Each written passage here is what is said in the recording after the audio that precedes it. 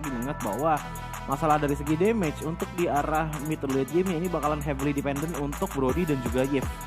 Dan ini bakalan menjadi kunci utama bagi teman-teman dari Aura Fire. Yang diutamakan adalah dive in powernya, pick off powernya. Tapi kalau untuk early seperti apa? Apakah masih sama dengan game yang kedua? Untuk di game kali ini saya akan katakan early power dari Aura Fire lebih cukup kuat dibandingkan dengan game kedua. Karena apa? Ada Beatrix, ada Glue juga yang dimana early laning mereka ini cukup oke. Apalagi Beatrix dengan weapon mastery, item pertamanya Blade of Despair. Wah, itu udah berasa banget sih damage-nya. Ya sih, dengan komposisi hero yang seperti ini early advantage bisa banget diamankan oleh teman-teman dari Aura Fire.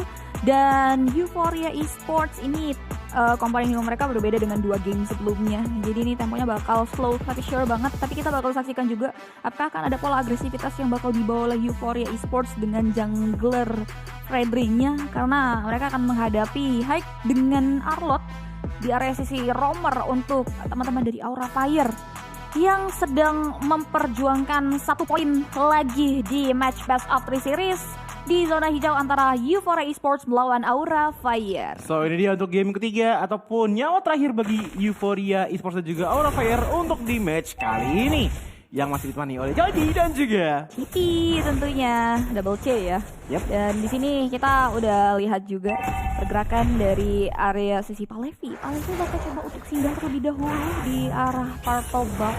Itu juga dengan ring energy impact yang dibuka oleh Aura Fire, oleh Reza lebih tepatnya, bakal coba untuk ngejaga terlebih dahulu dari Lethal Wanderer Vision yang nantinya akan didapati oleh Fan ketika berhasil mensecure karya objektif tersebut. Tapi pola rotasi yang dimiliki oleh Euphoria dengan hero-nya, dan nampaknya berhasil diamankan oleh Fan. Belum berhenti sampai di sana, bakal coba di plotting fight, dan kini Aura Fire berhasil mendapatkan 1 objektif first blood seperti yang kita bahas ya. Ini tempo early ini bisa banget dibawa oleh Aura Fire dan terjadi dengan adanya penciptaan terhadap 1 first blood. Iya, dan first blood-nya bisa kita lihat ke arah Venaga juga yang mana itu adalah jungler loh. Itu bakal rugi banget karena kenapa?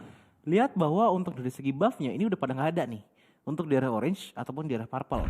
Yang berarti lihat dari Venaga nggak ada lampu apa-apa di bawah kakinya, berarti nggak ada buff yang dia miliki. Dan ini bakal menyulitkan banget untuk dari segi kontes ke arah turtle. Tapi seenggaknya dia masih punya 1 aspek di lagi.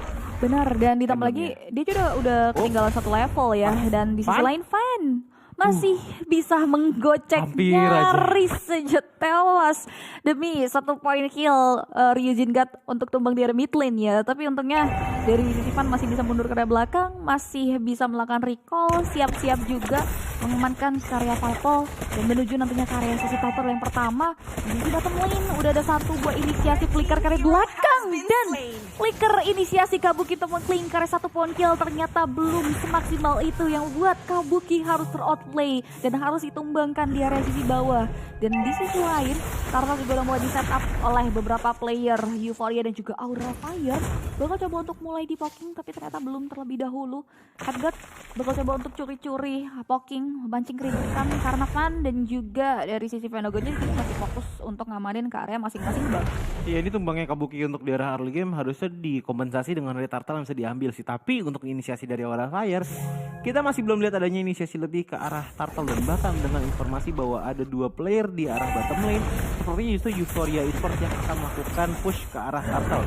Fan sudah mulai masuk dengan adanya Master of Assassin, sepertinya akan agak sulit untuk melakukan kontes, tapi lagi dan lagi Venaga menjadi target utama dan membuat sepertinya akan ada 2 player yang hilang. Headsguard dengan 1 bar HP tersisa dikejar oleh Valevi, apakah bisa sampai, dan sampailah ke arah Headsguard. Tapi dengan minimnya stack yang dimiliki oleh Glue kepada Headsguard membuat dia pun tidak bisa menaiki Headsguard dengan cepat. Dan kalau kita melihat ke arah laning yang lainnya, Kabuki di arah bottom lane ini masih bermain dengan agak-agak santai karena balik lagi belum ada yang di-reset. Tapi out of nowhere tadi Reza tumbang loh. Iya, itu kayaknya Reza mau babysit dan ternyata di kick off oleh Shizo. Ini jadi poin plus buat Shizo yang udah berhasil mendapatkan 2 poin kill. Di sisi lain Hike bakal coba untuk dijegal perjalanan pulangnya dengan area 1 buah reward manipulation south back. Rifle reward dibuka dan tetesan dari reward manipulation pun menghentikan nyawa dari Hike di area sisi hutan. 1 poin kill lagi berhasil diamankan oleh teman-teman dari Aura Fire yang menukar beberapa nyawa membernya dengan 1 turtle di menit sebelumnya. Iya, dan bahkan kalau kita ngeliat ke arah yang namanya Venaga pun ini full ke arah damaging to monster loh, karena kita bisa lihat bahwa ada spell cooldown time reduction Ditambah lagi dengan adanya damage to monster yang dimiliki oleh Phenagot dengan emblem Demon Slayer yang dia miliki.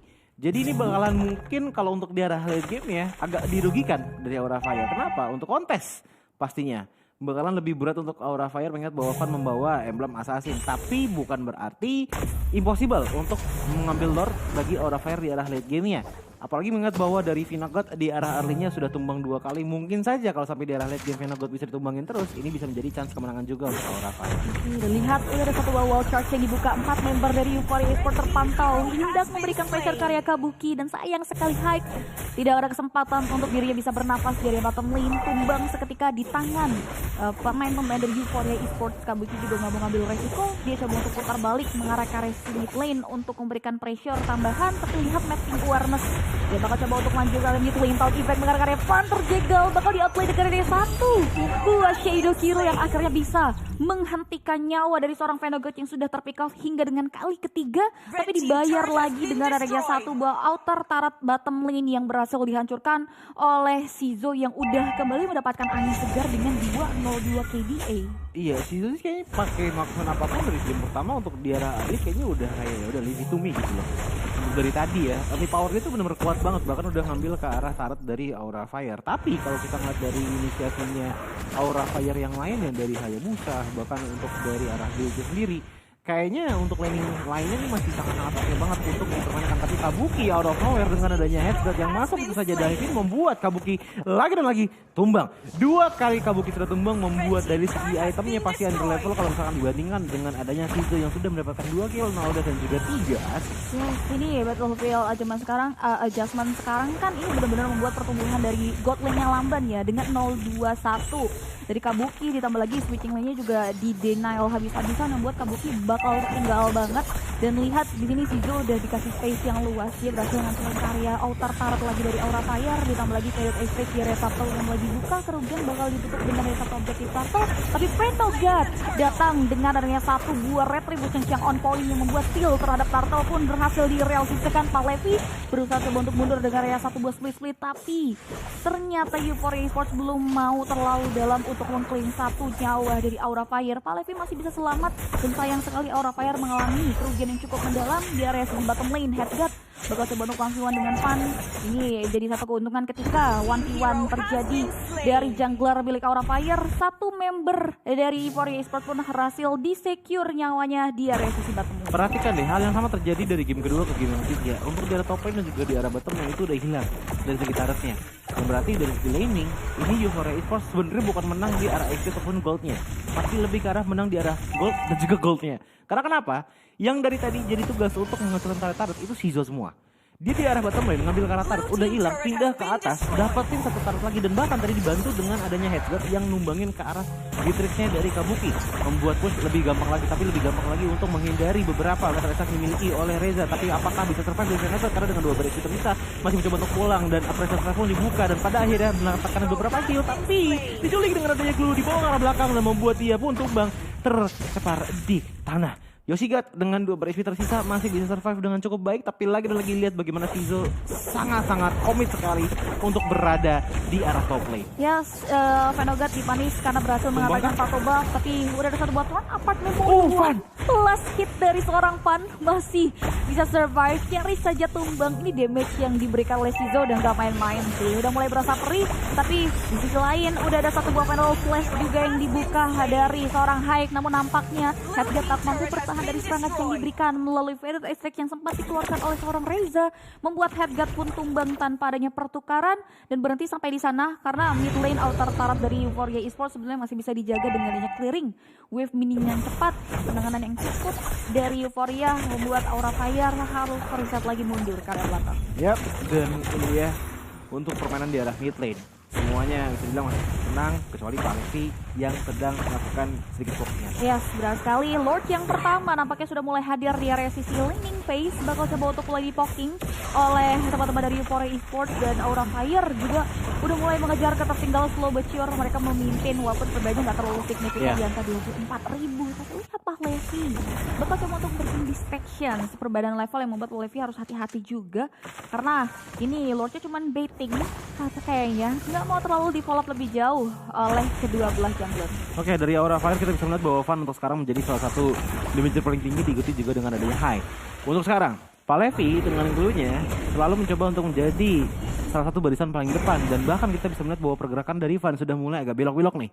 Ngambil beberapa minion untuk di arah bottom lane-nya, mungkin lakukan freeze minion untuk perlahan demi perlahan bisa menyerang ke arah Euphoria Esports. Tapi Lord pun masih dilanjutkan. Yoshigat salah, Wild Charge pun menjadi salah satu informasi yang cukup valuable untuk diambil oleh teman-teman dari Aura Fire. Reza pun harus pulang terlebih dahulu, tapi Veteresa masih dimiliki juga dan pada akhirnya Yoshigat terkena beberapa kali tembakan dari Veteresa Strike, membuat tinggal tersisa satu baris fitur dan bahkan ditembak dengan dari Ren Sapati dari seorang Kabuki. Dan kita bisa melihat bahwa Pahlevi pun dengan dua baris fitur sisa apakah masih bisa kabur dengan split split dilakukan dan bahkan terdapat memory pun karena ada damage reduction dari split split membuat seorang Pahlevi masih bisa survive. Oke, Yoshigat sudah tumbang, tapi kita bisa melihat bahwa impact kepada teman-teman dari Aura Fire ini cukup signifikan. Walaupun dari Aura Fire tidak ada yang tumbang, tapi HP power dari Aura Fire sudah mulai menipis seperti sekarang, dimana dari High mencoba untuk sekuat mungkin bisa survive, tapi pada akhirnya memberikan nyawa dia kepada teman-teman dari Euphoria Esports. Lord pun masih berjalan, tapi pada akhirnya di-reset juga oleh teman-teman dari Euphoria Esports. Dari seorang Hayabusa sudah masuk ke arah Yoshigat, dan bahkan flickernya pun digunakan. Yoshigat masih bisa survive, tapi Van dengan tidak adanya ultimate untuk sekarang membuat Euphoria Esports sepertinya di arah backline-nya ini cukup masih nyantai. Bahkan lihat Real World Match pun dibuka. Bagaimana dengan dari segi kontes Lord-nya, dan pada akhirnya Lord pun diambil oleh seorang Kabuki dengan Beatrix-nya. Wow, Bennett Rage mendapatkan ke arah Lord untuk di menit 10 kali ini. Retribution pun tidak terkena on point, tapi Pahlevi mencoba untuk pulang, tapi pada akhirnya masih bisa naik ke arah Venogard. Dua baris tersisa dari Venogard, tapi pada akhirnya tidak ada yang bisa melakukan follow up damage, mengingat bahwa Van masih cukup jauh di arah belakang sana. Kabuki melakukan follow up dengan maju sedikit demi sedikit. Nih biru pun selalu digunakan di tangannya. Dua klip cukup untuk menghilangkan satu bar HP dari Shizo, tapi Shizo pun sepertinya tersangkut untuk shutdown. Untuk Shizo masih terus di commit oleh teman-teman dari Aura Fire. Headsguard pun menjadi korban selanjutnya, ditambah lagi dengan ada diizinkan killing spree didapatkan oleh Van, dan pada akhirnya Venogard menjadi one man army. Satu tembakan terakhir dari Kabuki hampir bisa membuat Venogard berdoa agar Aura Fire tidak mendapatkan inhibitor tarat di arah mid lane dari Euphoria Esports. Satu wall charge dibuka untuk menjegal pergerakan dari seorang Van, dan Van pun harus tewas seketika, di mana upaya untuk melakukan shadow cirinya pun ditahan, dan wave minion belum bisa untuk memperbaik perjalanan Aura Fire untuk bisa menghancurkan satu face middle tarat Lord. Bakal dibiarkan, tapi buat teman-teman jangan biarkan untuk melewatkan tanggal 21 hingga 23 Juli nanti, karena ada Snapdragon Mobile Challenge Finals MLBB di Istora Senayan, Jakarta. Jadi kalian wajib banget buat secure tiketnya di isl.gg/sps MLB tiket mulai dari Rp20.000 aja. Oke, ini udah jadi ada turning point yang bisa bilang cukup signifikan ya untuk Aura Fire dengan adanya tadi satu Lord dari Kabuki yang sangat-sangat on point pencuriannya. Itu sangat-sangat penting sekali untuk Aura Fire bisa mendapatkan angin segar di game kali ini. Dan juga yang penting adalah untuk mengikuti semua sosial media dari ESL Indonesia, karena ada informasi turnamen, giveaway, dan juga yang lainnya. Jadi langsung aja kalian follow semuanya dari segi sosial media dari ESL. Yes, dan udah terlihat ada satu Bubble of Despair yang diamankan oleh Van. Ini ada physical tambahan juga dan udah mulai min satu jantung. Ini hawanya dimana udah mulai terlihat perkumpulan. Dibaca sudah pergerakan dari Shizo, bakal di-follow oleh Final Soul dari seorang Haik yang mendapatkan informasi real world tripulation. Dibuka begitu saja, di combo dengan area 1, 2 damage yang diberikan. Reza pun gak mau kalah dengan area real world tripulation, dimana Predator Extract dibuka. Follow up dari seorang Van dengan Shadow Kiru membuat Ryujin God harus tewas di area di top lane. Belum berhenti sampai di sana, Aura Fire bakal coba untuk memaksakan team fight-nya. Flicker dibuka dari seorang Pahlevi untuk mengarah, berikan pressure ke area 4 member Euphoria Esports yang kalang kabut berlari-larian untuk menghindari serangan yang diberikan dari Aura Fire yang gak mau terlalu greedy. Mereka memilih untuk set up mundur lagi ke area belakang dan gak luput untuk mengamankan area monster jungle. Jadi mereka lagi Euphoria. Enggak tahu aja sebenarnya kasihan sih sama Reza. Dia menggunakan Marsha. Dan dari tadi tuh team fight ya, kalau Cipi perhatikan team fight tuh nggak stay di satu tempat. Team fight tuh selalu kayak Aura Fire akan ke arah Euphoria Esports. Euphoria Esports itu nggak selalu melakukan perlawanan, justru mereka mundur. Veteran Esek kan nggak bisa gerak ya. Jadi ada beberapa momen di mana Veteran Esek oke tetes 2 tetes kena, tapi ujung-ujungnya ya udah nggak kepake lagi karena udah nggak ada musuh di area dari Veteran Eseknya Reza itu sendiri. Sayang banget, ya berhasil dihindari. Mungkin ada skill positioning kali ya. Dan juga calculation Reza buat Veteran Esek, tapi at least itu bisa ngusir dari Euphoria gak betul, sih? Betul. Dan di sini Kabuki out of nowhere yang tadinya tersiap-siap dia bisa survive, dan bahkan DBC udah gak main-main. Bahkan final flash sudah menyerang Xenogat ke area sisi samping. Bot tadi sempat terpoting, tapi nampaknya Euphoria Esports sudah mulai pancing. Mereka bakal coba untuk mengarah ke area territorial tersebut. Di sisi lain West ini ada di departemen, tidak Kabuki ada yang memanage. Satu inner turret hilang tanpa adanya pengawalan. Lihat Kabuki mengisi satu slot yang aman, nggak mau terlihat dari jangkauan kawan-kawan Euphoria Esports karena itu juga Fan. dia komponen pentingnya di sini. Iya. Dan bahkan lihat Fan pun ini sampai bentar, apakah karena ada spesies di arah itu ada minion sih. Kayaknya bakal ditekan oleh Hayabusa ataupun oleh Fan. Oh enggak ya. Jadi yang pulang palsanya dong. Dia oke, dia bakal coba untuk lasting time. Dia bingung dia mau bersihin dulu atau mau clearing dulu, tapi kayaknya ada informasi yang didapatnya dari beberapa member yang ada di area Lord Pit. Tapi lihat informasi tersebut langsung didapatkan oleh Euphoria Esports yang memancing keributan dengannya real world manipulation, dan pasnya again and again yang dikeluarkan oleh Reza tidak mengenai sasaran melalui Feather Asphyxia karena 5 member dari Euphoria Esports berhasil menghindari lingkaran kematian tersebut. Mereka memilih untuk mundur ke area lini belakang, dan banyaknya resource yang dikeluarkan oleh Euphoria Esports dimanfaatkan oleh Aura Fire untuk melakukan poking ke area Lord. Iya, ini Kabuki sih yang dari tadi menjadi salah satu sosok paling berbahaya bagi Euphoria Esports. DPS itu terlalu tinggi dan susah untuk bisa ditanggung, tapi yang bisa ditanggung adalah damage dari teman-teman Euphoria Esports kepada Hai, dan ujung-ujungnya dia tumbang, tapi tidak apa-apa karena ada pertukarannya dengan adanya Xenogat yang tumbang membuat Shizo pun pulang terlebih dahulu, tapi pada akhirnya Kabuki pun tershutdown. Tapi Fan lagi-lagi untuk kedua kalinya masuk lewat belakang mendapatkan Ryujin Guard, dan sepertinya Hexguard pun menjadi target selanjutnya. Split pun dilakukan oleh Pak Levi, dan pada akhirnya Hexguard pun ditunggangi.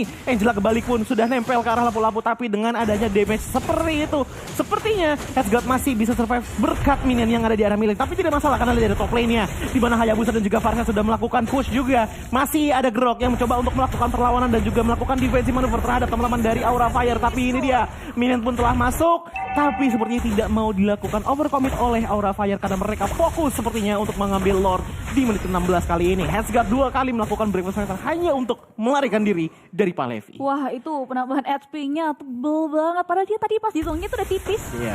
Tapi masih bisa survive. Tapi itu upaya wasting time yang bagus dari Pak Levi sih. At least dia dapetin karya satu base. Tapi lihat masih ada terjadi lagi di area sisi Lord yang terjadi. Dan bahkan setelah di poking gitu saja, Reza membuka karya satu buah PSS. Begitupun juga dengan Ryujin dengan real world manipulation. Di sisi lain, Yoshi Jackson White terus lagi dengan karya split yang dibuka oleh seorang Pak Levi dan Lord yang langsung dieksekusi begitu saja dengan yang retribution coming from Fan, membuat Euphoria Esports mereka harus mundur. Tidak ada korban jiwa dari perkumpulan yang cukup krusial di titik Lord yang ketiga. Mereka kembali melakukan reset mundur lagi dengan adanya gift. Ini bisa jadi poin plus mereka untuk survive. Tapi Aura Fire lihat di pola agresivitas yang dijalankan oleh Aura Fire, Fan ini terpick up 1 kali. Iya, jadi juga udah bilang sebenarnya dari arah game tadi, walaupun Fan nggak menggunakan Minoka ya, bukan berarti impossible untuk bisa mendapatkan letak ini. Dan lagi-lagi Minoka menjadi di target utama dan bahkan tersapu-sapu oleh Arok, membuat dia pun tumbang pertama kali di team fight awal-awal di mana Lord sudah dibawa oleh Aura Fire. Yes, benar sekali. Itu yang membuat dari segi kuantitas Euphoria Esports harus mengalami kekurangan. Dan udah ada satu buah panas plus lagi yang dibuka oleh Pak Levi, itu benar-benar ganggu banget. Dan di sisi lain satu base middle turret pun tidak bisa dijaga lagi. Divine Glaive dan juga true damage dari Amulet Battle di build bersamaan dari 2 member Aura Fire. Tapi lihat Haik mengincar karya 1 member Glass Cayman Shizu.